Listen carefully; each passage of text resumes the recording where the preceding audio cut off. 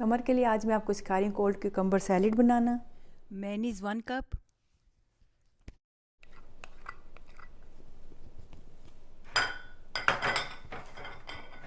Yogurt half cup, vinegar 2 tablespoon, white sugar 1 tablespoon, salt half tea spoon,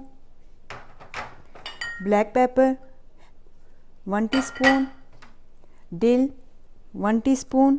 इसकी जगह आप कोई भी हर्ब इस्तेमाल कर सकते हैं और स्किप भी कर सकते हैं।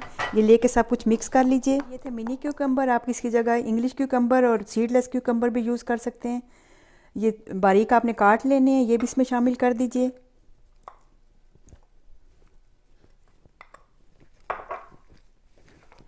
मिक्स कर लें।